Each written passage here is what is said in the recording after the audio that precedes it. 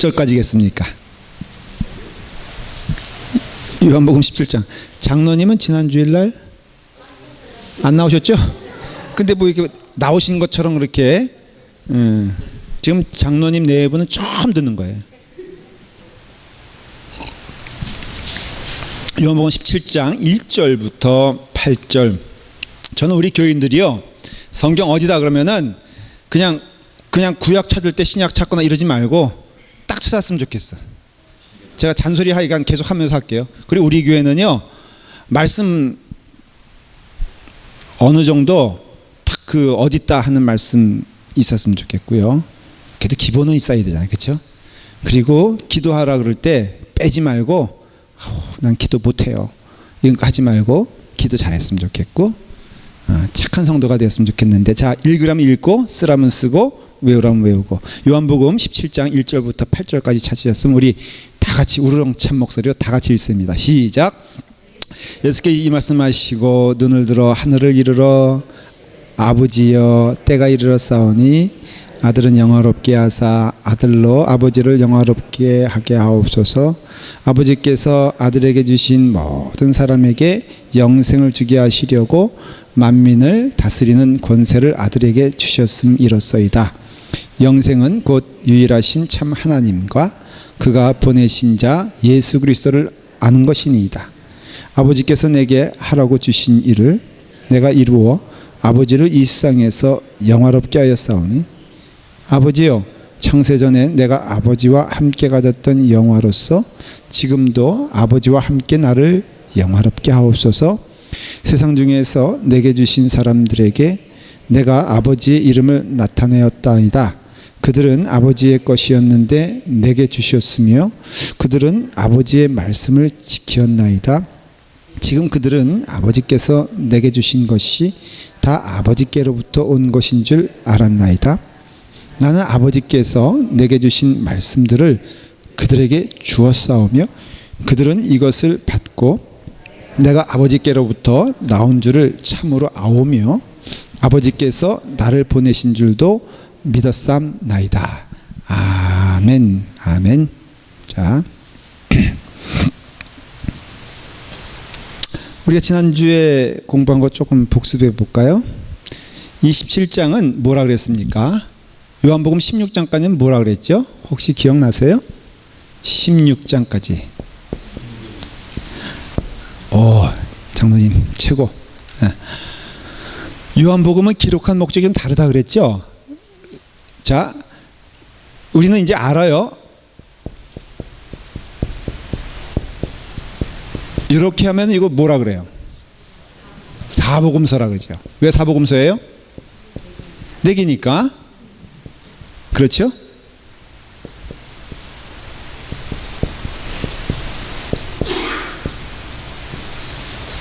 이렇게 하면 뭘까?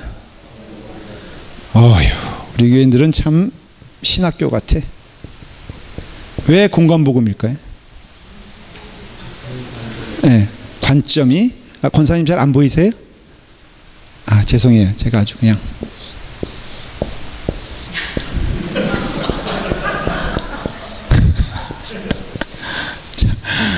한 영혼 작은 소자를 실족해 하면은 연자맷돌에 메고 죽으라고 했어요. 그래서 권사님 이제 괜찮으시죠? 예.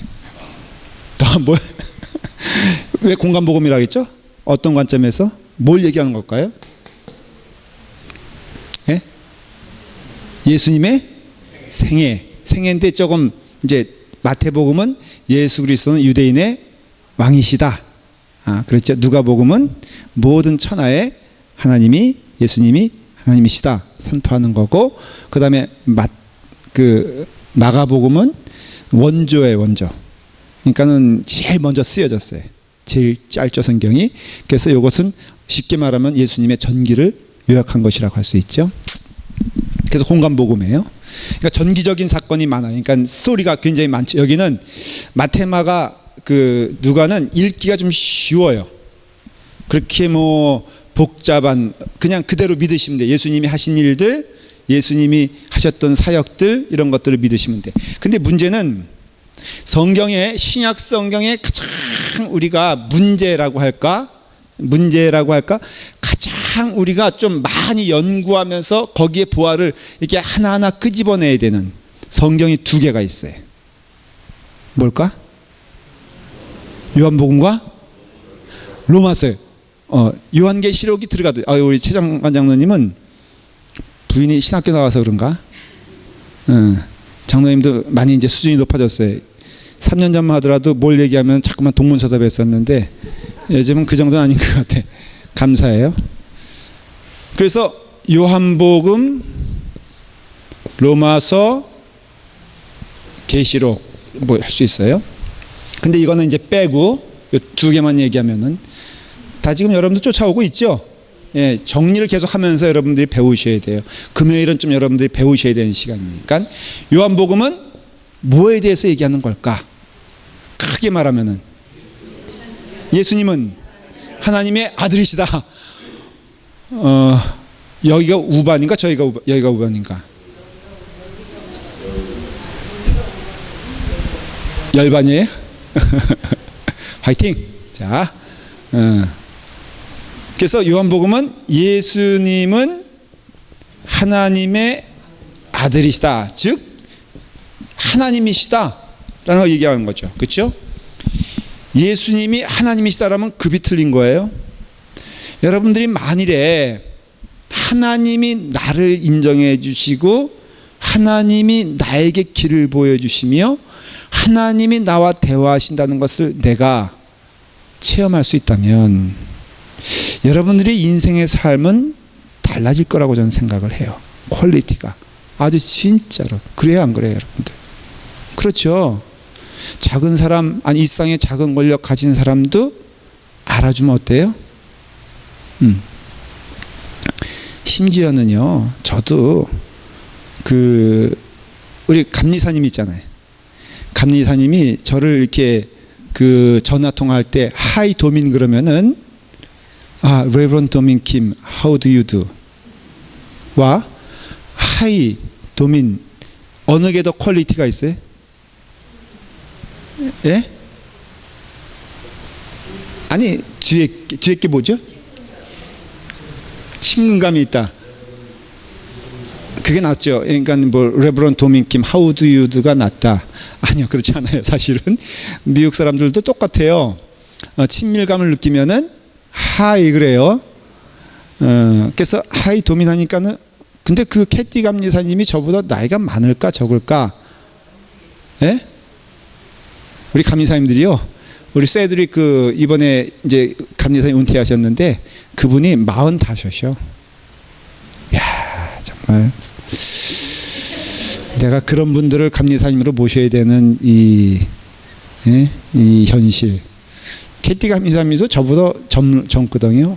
근데요, 그분이 나를 하이 도민하면서 이게 폭 안아주시면은 그분이 등발이 있잖아요. 예? 등발이 있어. 몰라요? 어떻게 생겼는지 몰라요? 흑인 완전히 길에서 만나면 아줌마예요, 아줌마. 예. 근데 저를 이렇게 포근히 안아주시면은 제가 안기면서 너무 감동스러워요. 감리사님이 그래도 감동을 받으니 하나님이 나와 함께 하신다는 것을 우리가 체험할 수 있다면 저는 그래서 역설적으로 말하면요, 이 세상의 것들에 욕심내는 것들 이렇게 그 모습들을 보면은 너무 불쌍해 보여요. 여러분들도 보화를 가진 자로서 하나님이 함께 하시는 그 영적인 체험이 늘 있기를 바랍니다. 정말 즐겁거든요. 그래서 그 하나님이 뭐 한다는 거예요 지금? 예수 그리스도는 하나님의 아들이시고 하나님이시고, 근데 이 예수님을 통해서 누구의 마음이 드러나죠? 예? 아버지의 마음이 드러나잖아요. 그러니까 하나님의 마음이 예수님을 통해서 투영되는 거예요. 그러니까 만약 예수님이 우리 이 세상 사람들을 미워하면은 하나님이 우리를 미워하시는 것이고, 예수님이 우리를 죽기까지 사랑하시면은 하나님이 우리를 사랑하시는 것은 분명한 거예요. 근데 요한복음, 요한 1서, 요한 2, 3서를 가만히 보면은 이 요한복음 아니에요. 사실은 요한계시록도 요한의 저자가 요한이죠. 그 저서를, 그 성경을 보면요, 요한 1서도 여러분 읽어보시면 알아요. 하나님은 어떠한 분일까를 우리가 생각할 수 있어요. 하나님은 사랑이란 말을 쓸 때는요, 제가 좀 사랑하게 대해서 여러분 사랑해 보셨어요? 사랑은 아무나 하는 게 아니에요. 사랑은 사랑을 아는 자만 할 수가 있어요. 그렇죠? 다 여기 제가 가만히 보니까요, 그 지난번에 제가 한 주 전인가 홍윤선 장로님이라고 저기 실비치에 사시는, 죄송해요, 제가 맨날 바꿔가지고 사람 이름 제가 바꾸는 재능이 있어. 네, 맞아요. 홍성효 장로님네 그 신방을 갔어요. 근데 대부분 신방 가면요, 재밌는 거는 교인들이 꼭 그 보여주고 싶어 하는 게 있어요. 그게 뭐냐면 사진을 보여주고 싶어 하는데, 그 사진을 보여주고 싶어 하는데 꼭 그 가운데 젊었을 때 처녀 시절 아니면은 결혼한 그때를 많이 보여주세요. 왜 보여줄까? 내 지금 이 모양이지만, 그런 얘기 아니에요 사실은? 내 지금 이 모양이지만 목사님이 혹시 옛날에 나를 모를까봐 뭐 내가 보여달라 그랬어, 또 알겠다 그랬어. 그럼에도 사진을 굳이 보여주는 거 보니까 정말로 권사님이요, 고등학교 때 사진을 찍은 걸 보여줬는데 고등학생 같더라고. 깜짝 놀랐어. 아니, 홍시라고 하우스한테 뭐 이렇게 무슨 말씀, 이렇게 말씀하시면은 여러분들도 있잖아요, 그 풋풋한 시절이 있다고요. 이명숙 권사님도 고등학교 때 사진 굉장히, 그래서 옛날에 있잖아요, 사진을 이렇게 붙여놓고 컨테스트 누군가 알아보기 뭐 이런 것도 막 하는데, 근데 그때를 보면은 참 보면은 이렇게 좋잖아요, 그렇죠? 근데 제가 이 얘기를 또 하고자 하는 이유가 무엇이었을까를 잊어먹었어요. 내가 왜 홍장로님 얘기를 했을까? 사랑. 땡큐 소 마치. 사랑 얘기를 하다가 지금 이렇게 삼천포로 흐르는 거예요. 사랑에는 대상이 있어야 되는 거예요. 그래서 우리가 자꾸 잊어먹는 게, 하나님은 사랑이시래. 그럼 왜 하나님은 사랑이시라 할까? 사랑은 대상이 있다고 그랬잖아요. 그 대상이 누구냐 이거예요. 우리라고요. 우리예요. 장로님 대답하시는데 그 목소리 톤이 굉장히 못마땅한 톤인 것 같아서 조금 부담스럽긴 한데, 앞으로는 좀 목소리 좋은 분이 대답해 주세요. 근데 그러니까는 요한복음 3장 16절 있잖아요. 하나님이 우리를 사랑하사 독생자를 주셨으니 그랬잖아요. 그러니까 하나님이 우리란 말은 나란 말이잖아요. 저는 그래서 하나님이 나를 사랑하신다는 걸 깨달은 다음에, 이거는 신앙 고백적인 거예요. 사실 성경적인 것도 되지만, 하나님이 나를 사랑하신다는 걸 깨달은 다음에는요, 부족한 게 없어요. 첫째는 성경에서 보면은 너희가 주 안에서 자족하라 그랬잖아요. 왜 자족할까? 그게 가장 최상의 걸로 주신 걸 믿기 때문에 그래요. 부모님이 있으면, 그 자식이 있으면 정말로 온전한 관계라면 부모님이 주시는 것 다 어때요? 좋은 것인 줄 믿고 감사하죠. 그냥 그렇게 그걸 마음으로 심어. 지금 제가 마음이 굉장히 조마조마하고 조급한 게, 빨리 끝내야 되는 게, 우리 이세권 장로님 누구야 대체, 누구? 에? 장로님이세요? 네, 사고 칠 줄 알았어, 해가네.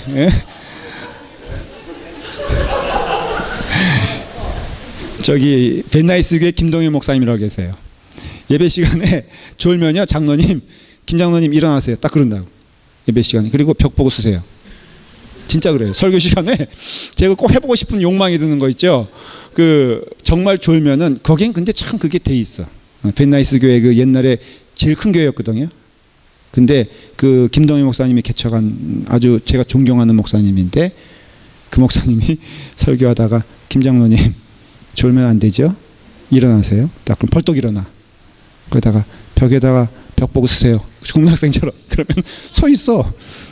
그 다음에 누가 급해가지고 화장실 가잖아요. 김 집사님 뭐 하는 거예요? 그러면 나 화장실 가야 되는데요. 그냥 앉아 계세요. 말씀 한마디가 한마디가. 저도 지금 안 되고 한 1년 전에 해보려고 그러는데, 어때요? 지금, 그래서 지금 왜 지금 빨리 끝내야 되냐면은, 이서원 장로님이 심어놓은 토마토, 제가 저녁을 사실은 금식하려다가, 그러면 내가 교인들 위해서 안 되지. 그래서 들어오기 한 20분 전에 방울 토마토 따가지고 뜨뜻하잖아요. 맛이 없잖아. 그래서 그걸 냉동실에 집어넣어 버렸어. 근데 예배 들어오기 전에 먹고 들어와야 되겠다 생각하고 딱 했는데, 그걸 어떻게 생각했냐? 여기서 딱 생각이 난 거예요. 목사가 그거 꺼내려고 또 추잡스럽게 복음성을 막 부르고 있는데 성령이 오셨네 하는데 내가 또 가기도 좀 그렇잖아. 그래서 지금 그게 언제 어느냐? 여러분들 질문이 언제 열어요? 냉동실에 집어넣었다니까요, 장로님 지금. 그래요? 지금 고민이에요. 그래서 빨리 끝내야 돼요. 그래서 하나님은 사랑이시라라고 했을 때 제가 사랑을 믿잖아요. 그러면은 이건 고백이라 그랬어요. 간증이에요. 부족함이 없어요. 그리고 여러분들 영적인 의미에서 예언 같은 거, 신유 같은 거 사모하는 것 사실 잘 생각해 봐야 되는 게, 그 예언이란 것도요, 내가 하나님을 믿지 못해서 나오는 결과예요, 사실은. 그렇지 않아요? 내가 하나님을 절대적으로 신뢰하고 있다면은 나에 대한 예언이 필요할까, 필요하지 않을까? 한번 생각해 봐요. 필요할까, 필요하지 않을까? 필요 없어요. 왜? 하나님이 주어지시는 오늘 하루가 내게는 최상이니까. 그러면 내일도 하나님이 주신 하루가 최상이지. 그래서 우리의 삶이 늘 어디 있든지 무엇을 하든지 그냥 하나님을 찬양하는 삶을 살면은 그게 복된 삶이거든요. 목사님 감옥에 갇혀서도요. 우리 믿음의 선배들을 보면은 요셉이 감옥에 갇혀서 자기 인생 망했다고 울부짖는 거 봤어요? 다윗이 쫓겨다닐 때 아니 괜찮아요. 아니 권사님, 저는요 장로님 이런 게 너무너무 매력적이야.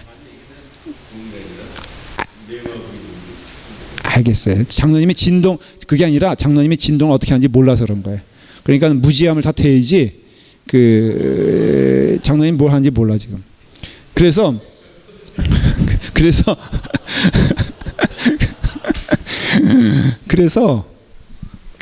다윗이 절 봐요. 다윗이 그렇게 고난을 당해도 감사했던 것은, 그러면 목사님 그러다가 죽는 사람도 있잖아요. 그렇죠. 예를 들어서 그 주기철 목사님 같은 경우는 감옥에 갇혔으면 우리의 상식이라면 감옥에서 고초당하다가 예수님이 하나님이 꺼내 주셔야 되잖아요. 근데 꺼내 주시 아니하시고 그냥 죽게 되잖아요. 심지어는 어떻게 죽냐면요, 이렇게 못을 다 박은 판을 쫙 펼쳐놓고선 너 예수 안 믿는다. 아니, 그게 말고 그냥 신사참배만 하겠다 그래라. 예수 믿어도 좋으니까는 신사참배만 하겠다 그래라. 그럼 내가 너를 꺼내준다. 그렇게 제안을 하고, 그렇지 않다면 너는 여기 걸어가야 돼. 그랬을 때 주기철 목사님이요, 진짜로 못이 아주 송곳 이렇게 못이 쫙 달린 것. 우리가 예를 들고 말을 하니까 이렇게 쉬워 보이지, 여러분 할 수 있겠어요? 할 수 있겠어요? 그거 혹시 궁금하신 분들은 집에서 한번 실험을 해보세요. 그냥 이만한 못 아니고 그냥 앞빈 있잖아요. 더 아파요? 해보시면은 그게 얼마나 귀한 고백인지를 알게 돼요. 그런데 하나 흐트러짐 없이 나는 예수 믿는 게 너무너무 좋아요. 저는 아직 그 경험은 못 해봤잖아요. 그렇다고 해서 내가 또 감옥 갈 형편도 안 되고. 그러니까는 저는 이 자리에서 그냥 복된 삶을 산다고 믿고 감사해. 진짜 감사해. 여러분들도 감사하길 바래요. 그래서 요한복음을 보면요, 하나님의 사랑이 우리 가운데 온전히 흐르는 것을 볼 수가 있어요. 이게 중요한 메시지예요. 그 가운데 큰 메시지 또 하나는 성령론 얘기했잖아요. 성령님을 왜 우리에게 허락해 주셨을까? 그러니까 똑같아요. 하나님은 사랑이시니 하나님은 우리를 홀로 내버려 두지 아니하시고 늘 함께 하시길 원하시는데 그분이 성령 하나님이시고 예수님에 대해서 우리가 기쁜 마음을 갖게 되는 것도 성령 하나님의 은혜인 것을 알 수 있고, 지금이 성령의 시대라고 하잖아요. 지금이 성령의 시대라 그러면 그것은 뭘 말하냐면 우리에게 복된 날을 주신 것이다. 그래서 지금 예수님의 은혜 가운데 복을 누리지 못하는 것은 자연스러운 일이 아니라 정말로 something wrong, 잘못된 거예요. 교회를 다니면서 예수님을 믿는다고 하면서 그 삶 가운데 누리지 못하는 것만큼 어리석은 일이 어디 있어요. 그게 바로 하나님의 사랑이 우리 가운데 충만한 것이기 때문에 요한복음을 읽으면요, 이게 감사함이 막 넘쳐야 돼. 좀 어렵긴 해도. 로마서는 제가 길게 얘기하지 않겠어요. 로마서는 뭐에 대해서 주로 많이 다루냐면은 의에 대해서, 구원에 대해서, 은혜에 대해서, 율법이 무엇인가에 대해서 이렇게 조목조목 크게는 뭐예요? 우리는 하나님의 은혜로 구원받은 자지 우리의 율법, 우리의 의로움으로 구원받은 것이 아니니 누구든지 우리는 하나님 앞에서 자랑할 것이 없느니라 라는 게 로마서의 주제고, 12장부터는 거룩한 예배와 성도의 삶에 대해서 말하고 있죠. 그러니까는 요한복음은 그러한 큰 흐름을 가지고 있다면은 우린 요한복음을 우리가 이제 어느 정도 마치게 되면서 뭘 고백하냐면은 주님의 사랑이 우리 가운데 충만해야 되는 것을 볼 수가 있어요. 16장까지는 그래서 성령님께서 우리와 함께 하시는 것을 우리가 배웠습니다. 17장은 세 부분으로 나눠졌다 그랬죠. 이건 예수님의 뭐라고 그랬어요? 17장은 기도문이에요. 이게 참 중요한 것은 이 기도문이 곧 뭐예요? 우리의 고백이 되는 것을 알 수가 있어요. 1절부터 오늘 읽은 8절은 기억나실 거예요. 누구에 대해서? 예수님 자신에 대해서 말씀을 드렸고요. 9절부터 19절까지는 예수님의 제자들에 대해서 말씀하시고, 그 다음에 20절부터 26절까지는 당신의 제자들과 교회, 그죠? 신자들에 대해서 말씀하신. 기도의 구성을 보면요, 자신에 대해서 기도하고 성도를 위해서 기도하고 교회를 위해서 기도하는 것은 참 귀한 것임을 알 수 있어요. 그래서 여러분들이 기도하실 때 나를 위해서 기도하는 것은 내가 하나님께 영광 돌리는 존재로 기도해야 되고, 그 다음에 예수님의 제자들, 성도들 위해서 기도할 때는 우리의 삶 가운데는 그런 중보의 기도의 역사를 믿고, 약한 자를 위해서 뭐 해야 돼요? 여러분들의 영이 건강한가 건강하지 않은가를 볼 수 있는 몇 가지 리트머스 종이가 있어요. 첫째는 기도에 대해서 생각할 때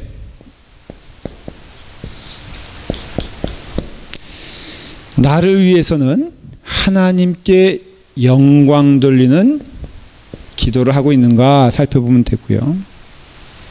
중보의 기도를 할 때는 중보 기도할 때 중보의 기본적인 마음은 긍휼함입니까? 아니면은 책망입니까? 예? 가끔 대표기도, 이제 우리가 대표기도 매주 하는데요. 저희 교회가 그 대표기도에 대해서 굉장히 중하게 생각하는데, 어떤 경우는 가만히 대표기도를 이제 함께 은혜로 듣잖아요. 설교 한 편을 듣는 것 같아. 그래서 기도를 열심히 하기 시작하는데 이게 가르치려고 하는 거예요. 여러분, 기도에 있어서 가장 월스트 케이스가 뭔지 압니까? 대표 기도에 있어서, 공중 기도에 있어서 가르치는 기도예요. 가르치는 기도. 기도는 가르치는 게 아니에요. 그거는 마치 하나님을 가르치겠다는 거와 똑같은 태도임을 알 수가 있어요. 기도를 이제 시키면 어떤 분들은 그동안 가졌던 한을 완전히 풀어버려. 그래서 다 자기 외에는 다 몹쓸 적인 거예요. 그 기도가 아니에요. 기도의, 특별히 중보 기도의 가장 베이직은 뭐냐면은 궁유라며, 궁유람. 여러분들이 영이 건강한가 건강하지 않는가를 측정할 때 하나만 봐도 돼요. 그런 거. 내가 누굴 향하여서, 자, 저 사람이 굉장히 그 못마땅해 하는 짓 보면은 그러니까적으로 하는 얘기가 잘못해. 막 굉장히 어떻게 보면은 그 셀피시하고 문제가 있어. 그러면 그 사람을 향하여서 우리가 가져야 될 마음은 무엇입니까? 궁유람이죠. 그렇죠? 그 사람을 향해서 적대감이 생기거나 그 사람을 향하여서 아주 그냥 좀 교회 저 사람은 어떤 경우는 그래. 여러분 정말로 교회 안에 있으면은 교회 부흥에 방해되는 사람이 있을까 없을까? 예? 있어요? 저는 하긴 솔직히 말해보면은 좀 그 사람 없으면 더 교회가 발전될 수 있는 부분은 있어요 없어요? 있죠. 새신자 오면은 자기는 쫓아낼 사명에 의해서 어쩌면 그렇게 말도 이쁘게 하는지 몰라. 왜 왔어요? 우리 교회 내가 정말로 이 교회 소문 듣고 왔는데요. 우리 교회 별로 소문날 게 없는데 혹시 뭐 누구 찾아오신 거 아니에요? 이러면서 말이에요. 여기 우리 줄 것도 별로 없는데 뭐 이렇게 하면은 오겠어 안 오겠어? 밥을 좀 2그릇 먹어. 새신자가 2그릇 먹을 수 있지. 그러면은 많이 먹으면은 비만 되는데 이러고 앉았으면 되겠냐 이거예요. 그러니까 이 중보의 마음은요 기본적으로 뭐냐면은 궁휼의 마음이에요. 신자는 기도해야 돼요. 신자는요 말씀을 사모해야 돼요. 이거는 영어로 말하면 no matter what, 여러분들이 어떤 상황이든지 간단해요. 기도하는 삶이 없고 말씀 사모하는 삶이 없으면 그 사람은 병든 거예요. 영적으로. 아무리 다른 얘기해도 여러분들 기본적인 게 뭐냐면은 기도와 말씀이에요. 이건 사실은 억지로 해야 되는 거 아니에요. 근데 물론 좋은 것에 있어서는 자극을 줄 수 있어요. 예를 들어서 그 상태가 어린애와 같다면은 좋은 거 사실은 그게 걔에게는 싫을 수 있잖아요. 원치 않을 수 있어요.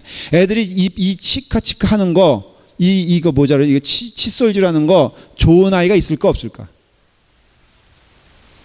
없죠. 그렇죠. 근데 어른 된 여러분들 이거 칫솔질하는 거 좋아요, 나빠요? 좋죠. 저는요 사실 제가 보니까는 이게 병적인 건 아닌데 제가 칫솔질을 하루에 한 8번 하는 것 같아. 8번이면 많은 거예요, 적은 거예요? 많은 거예요? 몇 번 해야 돼요? 저기 비타민 제가 어느 방송을 들었더니요 하루에 2000mg을 먹으래요. 3000mg. 예? 얼마? 12,000? 하여간 무조건 먹으래요. 그게 뭐 서울대학교 어디 뭐 한 사람이 한 거예요. 예, 제가요 어저께 방송을 들었어요. 100mg 이상 먹으면은 담석에 걸릴 위험성이 굉장히 많답니다. 그래서 100mg 이상 먹지 말래. 어찌하오리까? 누구 말이 옳으리까? 그래요. 칫솔질은 하루에 3번 안 시켜도 막 하는 거 즐거워요. 여러분 말씀과 기도 사실은 교인들에게 제게 말씀 가운데 들어가야 됩니다. 금요 집회 나오십시오. 이건 사실은 당연한 거예요. 해야 돼요. 열심히 나오게 해야 돼요. 기도해야 됩니다. 그런데 이게 사실은요 말씀과 기도 가운데 들어가면은 이게 얼마나 큰 축복인지 몰라요. 그래서 여러분들이 영적으로 건강한가 스스로를 이제 보는 눈이 기독교인에게 있어야 되잖아요. 오늘 이 말씀을 통해서 깨달아 보세요. 나는 말씀 가운데 지금 기쁨을 누리고 있는가? 수요성경 공부 때 지금 구약을 하고 있는데요. 사무엘상을 하고 있는데 제가 그랬어요. 여러분 사무엘상 여러분들은 적어도 나오니까는 쓰십시오. 제가 그래서 오더합니다. 명령합니다. 쓰십시오 그랬더니 어떤 분은요 그 다음 주일날 노트를 2권 딱 가져왔어요. 그러면서 썼다는 거예요. 근데 거기에 보니까 정성껏 그것도 영어로. 백사모님 왜 영어로 왜 썼지?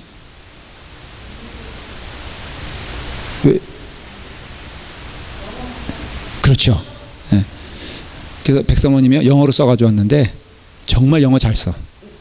얼마나 잘 쓰는지 몰라.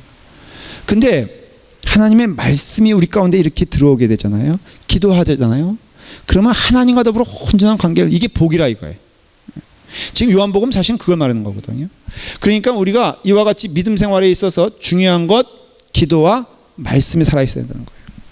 자, 그래서 예수님께서 굳이 지금 기도를 말해보고 있잖아요. 기도를 얘기했잖아요. 17장부터는 친히 기도하는 것을 보여주시잖아요. 그래서 우리가 기도하는 것을 하나님께서 보여주시는데, 그 말은 뭐냐면 기도가 그만큼 중요하다라는 것이에요. 근데 이 기도의 내용을 보면요, 이제 세부적으로 들어가면서 보면은 참 예수님께서 기도하는 가운데 하나의 분명한 메시지가 있어요. 그건 뭐냐면은 이제는 내 뜻은 없고 하나님의 뜻이 이루어지는 것이 참 기쁩니다라고 기도하고 있어요. 그러니 우리도, 이건 예수님께서 우리에게 이 서신으로 남겨주신 이유는 뭘 말하냐면 기도의 내용을 말해주고 있는 것인데, 기도의 내용 가운데 가장 중요한 게 뭐냐면은 이제는 하나님의 뜻이 내 삶 가운데 이루어지기를 간절히 소원합니다. 하나님의 역사가 내 삶 가운데 이루어지길 간절히 소망합니다 라는 기도가 참으로 기쁘고 즐거운 기도라는 것을 말해주는 거예요. 여러분, 어느 정도 되면은, 이거는 제가 목사이기 때문에 여러분들에게 고백하는 거지만 여러분들도 같이 그것을 고백하게 될 거예요. 기도를 쭉 하다 보면요, 인생에 있어서 가장 기쁜 건 뭐냐면은 바로 하나님의 뜻이 내 삶을 통하여 이루어져서 그 일들이 하나하나 이게 이루어지는 것이요, 얼마나 즐거운지 몰라요. 자, 이기적인 삶이 좋습니까? 이타적인 삶이 좋습니까? 가끔 해외 토픽이라든가 뉴스 같은 데 보면요, 부자가 얼마나 부자질을 하는지 몰라요. 보면은 하여간에 온갖 것을 한 끼에 디저트를 먹는데 세상에 디저트 값이, 한 접시 값이 3,500불이래요. 그거 먹으면 행복할까? 그 다음에 밥 먹는데 그냥 먹으면 심심하니까 앞에 장미꽃을 3개인가 4개를 꼽는데, 이게 네덜란드에서 가져오는데 이게 뭐 금으로 만들었는지 뭘로 만들었는지 그 3송이가 $5,000랍니다. 근데 그것을 또 하는 사람이 있어 없어요? 있다는 거예요. 생수를 먹는데 생수 값으로 600불. 그러니까 그 사람 한 끼 먹는데 얼마치를 먹어야 됐겠냐면은 3만 불어치를 먹었는데, 한 끼에. 아휴, 3만 불 4개 있으면은 이거 몇 끼 먹을 수가 있어요. 그게 행복하냐? 근데 내가 보기엔 행복하지 않아. 그러니까는 결국은 이타적인 삶이 행복한 걸 볼 수 있어요, 궁극적으로는. 근데 신앙에 있어서는요, 우리가 주님이 나를 위해서 죽으시고 또 결국에는 하나님의 뜻을 이루는 것이 참 기쁨이라고 말하고 있을 때, 우리 성도의 삶의 가장 큰 기쁨이 뭐냐면은 하나님께 내 삶을 드리는 거예요. 그래서 기도의 내용 가운데는요, 우리의 심령이, 우리의 삶 가운데 하나님의 은혜 가운데 내 삶이 하나님의 영광으로 가득 차게 도와주시옵소서라고 할 때, 그때 하나님은 우리에게 뭘 주시냐면은 바로 평화를 주세요. 평화를. 이게 중요한 거예요. 기도하면은 가장 중요한 것이 뭐냐면은 우리 마음 가운데 뭐가 와요? 평안이 와요. 근데 평안이 우리의 마음 가운데 온다면은, 만일에, 이건 사실이지만 마음 가운데 온다면은, 여러분, 인간의 마음은 누구에 의해서 흔들리기도 하지만 인간의 마음은 누구에 의해서 흔들리지 않기도 해요. 어려운 말이기도 하지만은 쉬운 말이에요. 흔들릴 수 있는 게 마음이기도 하지만은 누구도 흔들 수 없는 것이 있으니 그것은 마음일 수가 있는 거예요. 그러니 인생에서 굉장히 중요한 질문과 답은 뭐냐면요, 마음을 여러분들이 주장할 줄 알아야 돼요. 마음을 다스릴 줄 알아야 돼요. 마음을 볼 줄 알아야 돼요.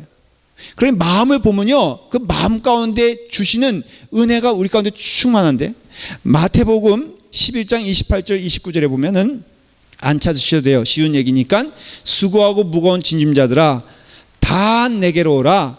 내가 너희를 어떻게 한다고요? 쉬게 하리라 그래요. 그러면서 하신 말씀이 나는 마음이 온유하고 겸손하니 나의 멍에를 메고 내게 배우라. 그러면 너의 마음이 어떻다고요? 쉼을 얻으리라고 했어요. 근데 중요한 말인 게 우리가 마음의 쉼을 누리고 마음의 평화를 누리려면은 우리 가운데 짐이 있으면 됩니까? 안 됩니까? 아니 자신 있게 말해보세요. 짐이 있으면 돼? 안 돼? 쉼을 누리려면은 짐이 있으면 안 되죠. 사명이 있으면은 내 마음이 무거울까 가벼울까? 무거워요? 예, 그러니까 아직도 인생을 모르시는 분들이에요. 가장 행복한 사람이 누구냐 그랬더니 이 세상에서 가장 행복한 사람은 어머니래요. 그래서 어머니가 왜 행복하냐 그러니까는 사명이 있어서 행복하답니다. 이런 얘기들을 우리가 들어요. 왜 행복하십니까? 가르칠 제자가 있어 행복합니다. 이런 선생님이 있고요. 왜 행복합니까? 돌볼 어머니가 있어서 행복합니다. 이런 얘기를 해요. 심지어는 며느리에게 왜 행복하냐 그랬더니 시어머니가 내게 있어서 돌봄의 대상이기 때문에 행복하다 이런 얘기를 해요. 그러니까는 결국은 내게 있어서 사명이 있는 것이 행복인데 오늘 제가 읽었잖아요. 나는 마음이 온유하고 겸손한 이제 기도 제목이 이제 이루어지는 거예요. 우리가 간절히 이제 수고하고 무거운 짐자들아 다 누구에게로 오라고요? 내게로 온다라. 이게 기도를 말하는 거거든요. 사실 맞잖아요. 여러분들 수고하고 무거울 때 어디로 와야 돼요? 여러분들 일 잘 될 때도 주님께 와야 되지만 일 안 될 때 어디로 와야 돼? 예? 주님께 와야 돼요. 성경 공부. 아, 내가 성경 공부할 마음이 나. 정말 오늘은 말씀 가운데 뭘 배울 것 같아. 그럼 어디로 와야 돼요? 성경 공부하러 와야 돼. 그런데 혹간에는 성경 공부 나 성경 공부 하고 싶지 않아. 가고 싶지 않아. 그럴 때 어떻게 해야 돼? 그럴 때 와야 되는 거예요. 왜? 그럴 때 진짜 말씀을 주니까. 그러니까는 난 말씀 가운데 난 거할 생각도 없고 환경도 안 되고 그럴 때 어디 가야 되냐? 말씀으로 가야 되는 거예요. 수고하고 무거운 짐진자들아 다 어디로 가야 돼? 이게 사실은 우리가 말은 쉽지 기도할 환경이 안 되면 기도하고 싶지 않습니다. 여러분들. 수고하고 무거운 짐질 때 주님을 생각하냐면은 주님보다는 어때요? 나 죽겠다고 이곳저곳 막 그냥 들쑤시고 다니는 게 사람의 심리인데 주님은 말씀하세요. 수고하고 무거운 짐진 자들아 다 어디로 오라? 내게로 오라 그래요. 이거는 환경이 안 되는데 가는 걸 말하는 것이고요. 기분이 안 되는데 그래서 여러분 기분 따라 믿음 생활하는 게 아니에요. 사실은 그냥 믿고 가는 것이 이게 믿음 생활이에요. 여러분들 어머니께 나아갈 때 아이가 기분 따라가는 게 아니잖아요. 그냥 무조건 가잖아요. 배고프면 어디가? 저는 배고픈데 우리 교회 애들이 저 찾아오는 거 못 봤어. 그러니까는 배고프면 어머니께 하는 것처럼 무슨 일인지 주님께 나아가는데 특별히 수고하고 무거운 짐진자들아 다 내게로 오라. 내가 어떻게 한다고요? 너희를 쉬게 한다 그래. 근데 그 다음 말씀 다시 한번 읽어볼게요. 나는 마음이 온유하고 겸손하다고 딱 소위 말해서 밑자락을 깔어. 왜 자꾸만 그 오는 사람에게 그런 말을 할까?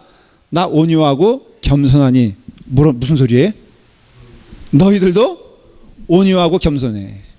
여러분 온유와 겸손은요 내게 있어서 겸손할 필요가 없을 때 겸손이 아니. 참 겸손이란 말이 이게 어떻게 보면 이율배반적인 거라 그럴까? 겸손할 상황이 아닌데 겸손한 것이 겸손이지. 그냥 겸손할 상황이 됐을 때 겸손한 것은 겸손이 아니에요. 그러니까는 무릎 꿇을 상황일 때 무릎 꿇는 게 그게 무릎 꿇는 게 아니라 무릎 꿇지 못할 상황에 무릎 꿇는 것이 무릎 꿇는 거야. 맞죠? 그러니까는 야 내가 너희를 쉬게 하리라 그랬는데 떡하니 하는 말이 나는 마음이 온유하고 겸손해. 그러니까는 너의 문제를 해결해 주겠다는 거야. 안 해결해 주겠다는 거야. 근데 그 다음에 또 뭐라고 말하냐면은 떡하니 나의 멍에를 베고 내게 배우라는 거예요. 자, 지금 힘들어가지고 고난 가운데 온 하나님의 자녀에게 지금 예수님은 뭐 하겠다는 거예요? 네? 멍에를 씌우려고 그러죠. 여러분, 멍에는요 송아지에게 씌우는데, 멍에를 씌울 때 송아지 좋아하는 거 봤어, 못 봤어? 영적인 의미에서 우리는 멍에가 힘들어요. 사실 멍에가 쉽지 않아요. 자, 목사로서의 멍에가 있죠. 그렇죠? 여러분, 목사로서의 멍에가 쉬울 것 같아요? 쉽지 않다고요. 성도로서의 멍에가 있죠. 쉬울 것 같아요? 쉽지 않다고요. 가정에서의 크리스찬으로서의 멍에가 있죠. 쉬울 것 같아요? 쉽지 않다고요. 쉽지 않아요. 쉽지 않은데, 근데 주님께서 나의 멍에를 메고, 그러니 내게 배우라. 예수님 멍해지고 갔잖아요. 그걸 배우라고 하면서 그 다음에는 뭐라고 말씀하시냐면은, 그러면 멍에 앉으면은 이런 일이 벌어지지 않아요. 멍에 앉으면은 이런 일이 생기질 않아요. 그게 뭐냐면, 그러면 너의 마음이 쉼을 얻으리라 그랬어요. 그러니까 너의 마음이 쉼을 얻는다는 것은 육신적인 환경은 똑같을 수 있다는 것을 말하는 것이고, 우리 실제로 그래요. 기도하면서 우리가 고백하는 것이 그러한 삶 가운데 거하는 경우가 참 많다는 거죠. 그렇죠? 그러니까 이와 같이 이제 그러한 말씀을 우리에게 주면서 1절 한번 보세요. 예수께서 이 말씀을 하시고 눈을 들어 하늘을 우러러 이르시되, 아버지여, 때가 이르렀사오니 아들을 영화롭게 하사 아들로 아버지를 영화롭게 하여 주시옵소서. 이제 예수님이 멍해지시는 모습들을 아주 잘 표현해 주고 있는 거예요. 자, 뭐가 이르렀으니? 이때는 그때가 아닌 거 알고 계시죠? 그때가 아니라 이때예요. 뭐예요? 타임이에요. 타임. 시간이에요. 시간인데, 여기서 그때는 뭘 말하냐면은 하나님의 때가 이르렀다는 거예요. 여러분, 시간에는 두 가지 시간이 있어요. 내 시간이 있고 하나님의 시간이 있는데, 하나님의 시간이 올 때, 그때는 바로 어느 때냐면은 하나님의 영광이 드러날 때. 앞서 말할게요. 대종상을 받고선 배우들이 기독교인이 많나 봐요. 그러니까는 어떤 분은 그 배우가 탁 하면서 하나님께 영광을 돌립니다. 딱 그러면서 그 영광을 하나님께 돌려요.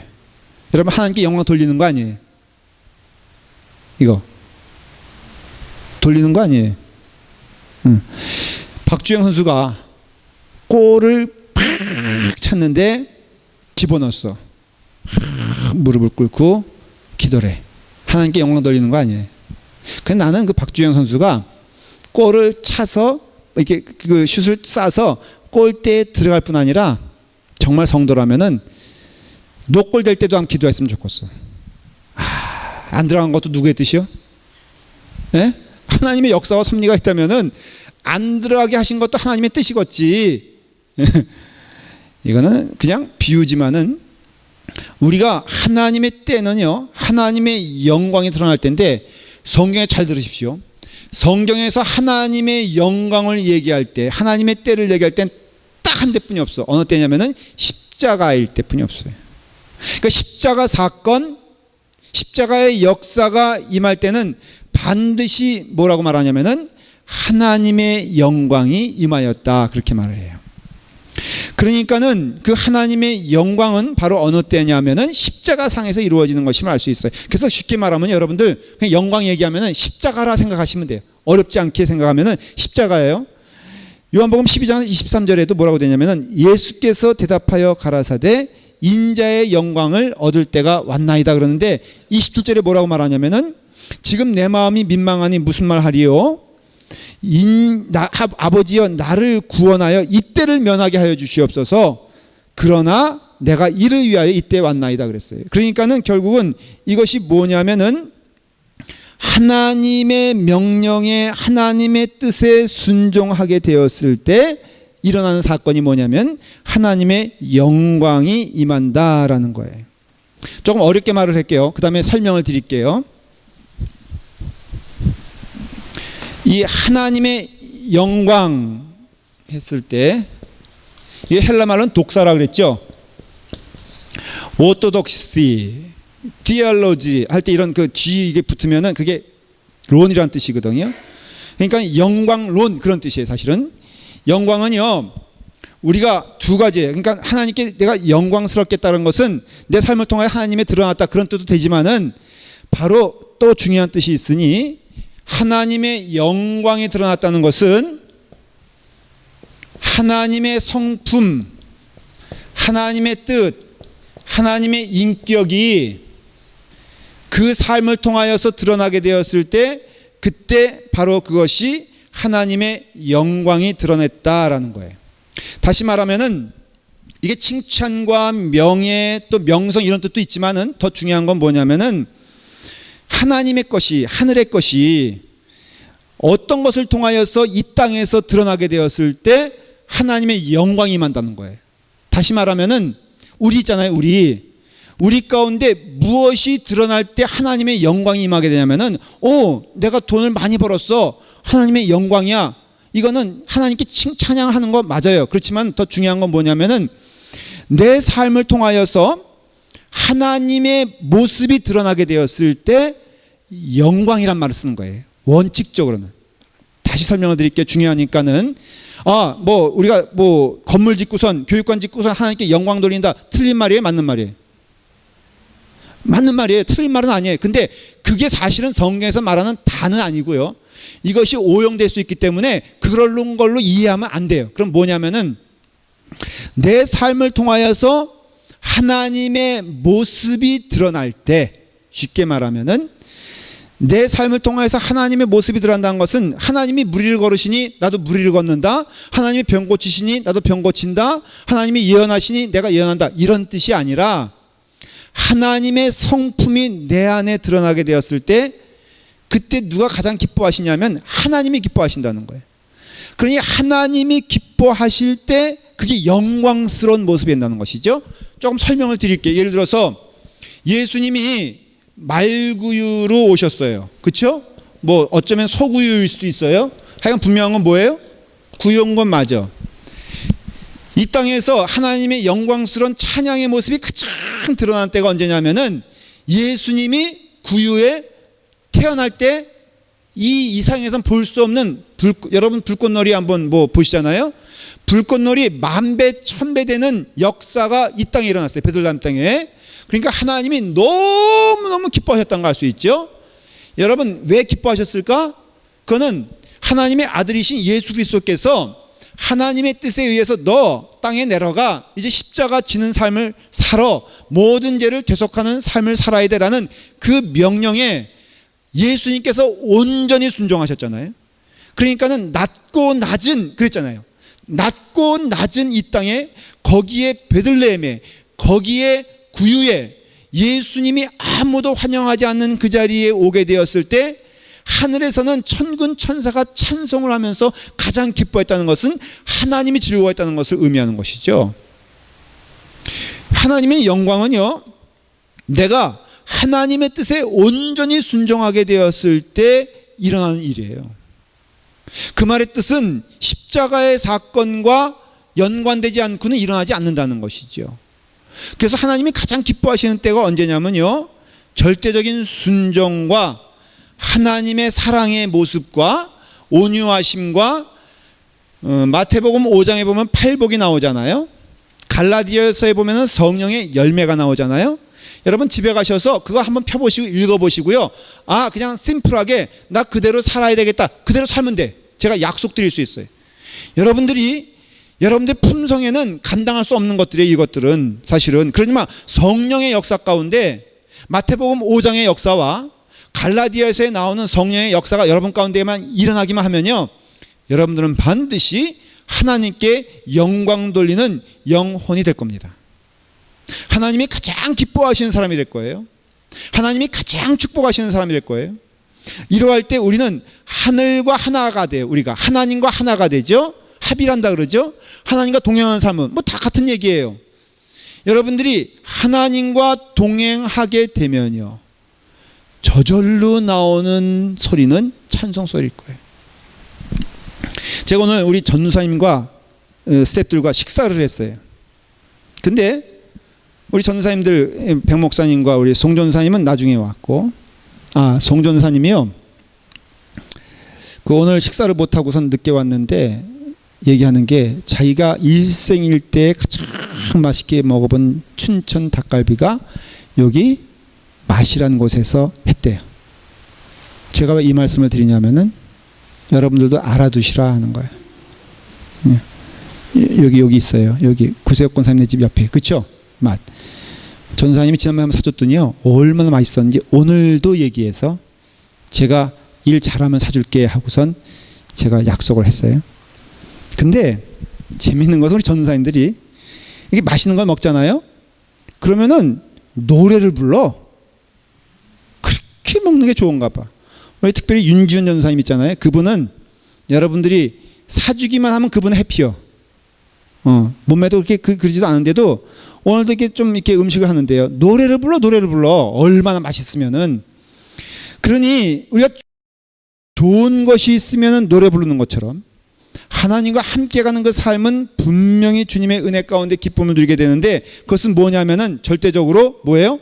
오늘 하나님의 영광을 사모하는 예수 그리스도 가운데 있다는 거예요. 그래서 이와 같이 예수님의 은혜, 예수님께서는 아버지의 뜻을 이루러 그것을 감당했으니 내 삶 가운데는 찬송이 넘치고 내 삶 가운데는 기쁨이 넘친다는 거예요. 자, 한번 여러분 성경을 찾아보세요. 로마서 1장을 찾아봅니다. 로마서 1장 20절.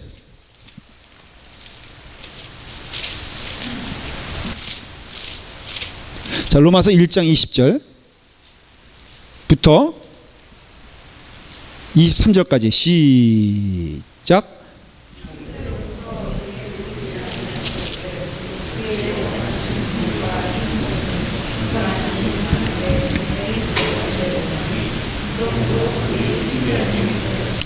하나님을 알되 하나님을 영화롭게도 아니하며 감사하지도 아니하고 오히려 그 생각이 허망하여지고 미련한 마음이 어두워졌나니 스스로 지혜 있다 하나 어리석게 되어 썩어지지 아니하는 하나님의 영광을 썩어질 사람과 새와 짐승과 기어다니는 동물의 형상 모양 우상으로 바꾸었느니라 그랬잖아요. 그러니까는 세상과 하나님과 구분되는 것이 뭐냐면은, 세상의 특징은 뭐예요? 아주 간단해요. 여기 말씀을 통해서 세상의 특징은요, 썩어져 갈 것에 영광을 드리는 삶이 세상의 삶이라는 거예요. 쉽게 말하면은 여러분들의 삶 가운데 아직도 돈이 여러분들의 삶의 목적이 되고 있습니까? 영광이 되고 있습니까? 이 질문을 답해보라는 거예요. 여러분들이 아직도 남에게 있어서 명예를 취하는 것이 정말로 여러분의 삶 가운데 목적이 되고 있습니까? 여러분의 삶이 무엇에 성공하는 것이, 남에게 보여주는 것이 참 기쁨이 되고 있습니까? 이거에 대한 질문은, 이것이면은 뭐예요? 세상의 형상을 쫓아가는, 우상을 쫓아가는 버러지 같은 것을 쫓아가고 있다고 말하고 있는 거예요. 그러니 이러한 것들을 여러분들이 갖게 되면은 이게 바꿀 수 없는 거. 이 지금 하나님의 뭐예요? 영광과 세상의 영광을 말하는데 잘 들으십시오. 이 둘을 함께 취할 수는 없는 거예요. 분명한 것은. 그러니까는 결국은 뭐 말할 수 있죠. 저 같은 경우도 목사에 있어서 가장 큰 영광은 무엇일까? 하나님의 뜻이 이루어지는 것이 가장 큰 영광이에요. 이것이 영광이 되어야 돼요. 이것을 위해서 늘 부단히 묵상하면서 사실 기도합니다. 근데 기도하는 목적이 뭐냐면요, 하나님의 영광이 내 삶을 통하여서 드러나지 않을까 봐 기도하는 거예요. 저는 이제는 무엇을 이룰까, 무엇을 가질까, 그거는 저에게 있어서는 중요한 문제가 안 됐어요. 내가 어떤 집에서 살까, 어떤 차를 타고 다닐까, 이건 중요한 문제가 안 됐어요.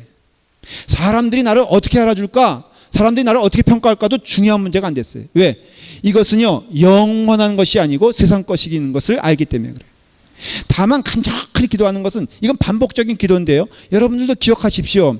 여러분들 기도 제목 가운데 늘 넘버원이 뭐가 되냐면은 하나님의 뜻이 내 삶을 통하여 이루어지고 있는가를 보게 하여 주시옵소서. 그리고 그 일을 위해서 내가 부단히 땀 흘리는가를 하나님 보게 하여 주시옵시고, 내 삶을 통하여서 하나님의 영광이 숨겨지지 아니하고 밝게 드러날 수 있도록 온전히 순종하며 나아갈 수 있도록 하나님 나를 붙잡아 주시옵소서. 이것을요 여러분 간절히 소망하며 기도하며 간구하는 것이 바로 성도의 삶이면 알 수가 있어요. 그래서 자 빌립보서 3장 제가 21절만 읽을게요. 그가 만물을 자기에게 복종케 하실 수 있는 자의 역사로 우리의 낮은 몸을 자기 영광의 형체로 만들어 주셨다 그랬어요. 결론을 내릴게요. 여러분 지금 오늘 예수님께서 하신 기도는요 사실 뭐냐면은 하나님의 때가 이루어졌으니 내게 임했으니 그 때를 위해서 간절히 뭐하는 자가 되기를 원한다? 순종하는 자가 되기를 원합니다. 그리고 이것은 미래적인 사건을 미리 예수님이 말씀하신 거예요. 내가 순종할 것은 100% 맞습니다. 순종을 합니다. 그랬더니 하나님의 영광이 나의 삶을 통하여서 드러났군요. 하나님 감사합니다. 이와 같이 하나님의 영광이 나의 삶을 통하여 이루어지기를 간절히 소원합니다. 그런데 이와 같은 영광이 나에게만 임하는 것이 아니라 나를 따라오는 하나님의 자녀들에게도 이 영광이 임할 수 있도록 간절히 소원하니 아버지 하나님 그 기도를 들어주시옵소서. 이것이 찬란한 하나님의 영광이 이 땅을 통하여 드러나는 하나님의 축복의 순간임을 말해주는 거예요. 저는 소망하는 게 있는데요. 마치 예수님이 베들레헴 말구유에서 태어나게 되었을 때 천군 천사들이 막 찬송하며 기뻐했잖아요. 저는 환상을 봐요. 어떤 환상을 보냐면은 우리 라팔마 교회가 정말로 그런 교회가 되었으면 좋겠어요. 그런 교회가 되었으면 좋겠는데 우리는 알아요. 그만큼 못 갈 거 압니다. 우리는 그 목표가 10이라면요 사실은 어쩌면 하나에서 어쩌면 둘에서 끝날지도 몰라요. 그러나 아십니까? 여러분 하나님은 그 하나의 둘을 열로 받아주신다는 걸 저는 믿어요. 그러니까 우리 사랑하는 성도들이 인격이 있어도 부족한 거 알고 있고요. 또 싸울 거 알고 있고 그러나 노력하는 자는 되길 원해. 정말로 여러분들이 부족해도 좋으니까는 여러분들의 본성 사실은 하나님 나라에 가져갈 것임을 우리는 알고 있어요. 그거 사실 버리지 못하는 거 알고 있습니다. 그러나 아주 분명한 것은 don't give up, 포기하지 말고 남의 흠이 좀 들어오면은 이것이 흠으로 보이지 아니하고 오히려 그를 안고 가야 될, 그를 기도해야 될, 그를 위해서 눈물을 흘려야 될 사명임을 깨닫고 우리 부단하게 한 몸이 되어서 하나가 되어서 맡겨진 영혼들을 위해서 헌신하면서 하나님이 우리 교회에 천사를 보내주신다면은 그 천사를 통하여서 하나님은 우리 교회를 위해서 기뻐하시고 축복하시는 나팔소리가 될 것인가. 여러분 천사가 올 때는 두 가지일 뿐이 없습니다. 하나는 하나님의 영광이 드러날 때고요. 두 번째는 심판날에 하나님의 천사가 와서 심판하신다 그랬어요. 여러분 저는 하나님의 천사가 우리 교회에 오게 되었을 땐 심판의 천사로 오시는 것이 아니라 하나님의 영광의 찬송의 천사가 오기를 원합니다. 여러분들의 삶 가운데 부단히 순종의 삶을 살면서 기도의 삶을 통해서 하나님의 역사가 일어나는 것을 보십시오. 이제 결론이 다가오지 않습니까? 결국은요 순종이고요. 결국은 십자가고 결국에는 하나님의 영광을 위해서 우리의 삶을 투자하는 것인데 이 삶이 얼마나 기쁘고 즐거운가는 여러분들이 증인이 되세요. 저는 제가 증인이 되기를 원합니다. 여러분들은 그 사명을 감당하세요. 저는 저의 사명을 감당하기를 원합니다. 그러나 분명한 것은 이와 같이 한 영혼 영혼이 그 사명을 감당할 때 놀라우신 하나님의 역사가 임할 것을 믿습니다. 우리 함께 기도할 때 여러분 하나님 순종의 삶을 살길 원합니다. 하나님 예수님의 기도처럼 우리의 삶 가운데 하나님의 영광이 드러나길 원합니다. 주여 다시 한번 결심하오니 주의 사명이 우리의 뜻이 되게 하여 주시옵소서. 우리 다 같이 함께 기도하겠습니다.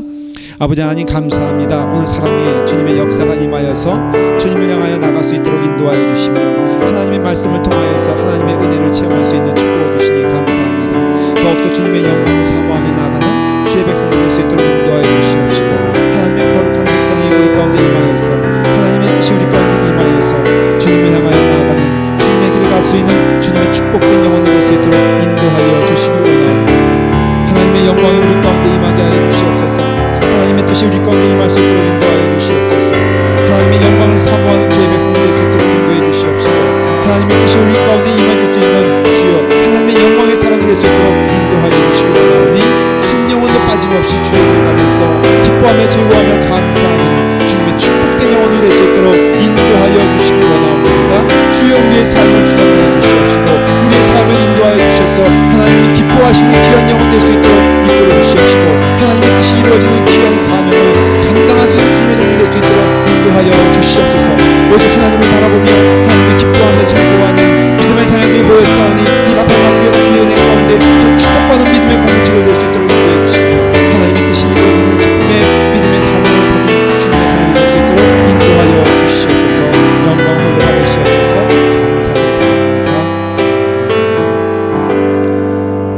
하나님, 하나님의 영광, 하나님의 모습이 우리의 삶을 통하여서 보여주는 것이 하나님의 영광이라고 말씀하여 주셨습니다.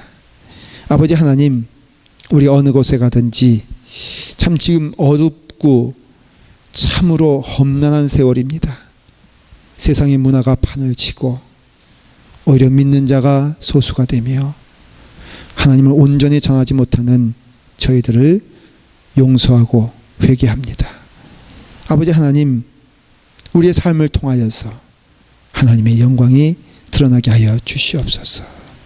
아버지 하나님, 우리가 가는 곳마다 예수 그리스도의 향기가 되게 하시며 십자가의 삶입니다.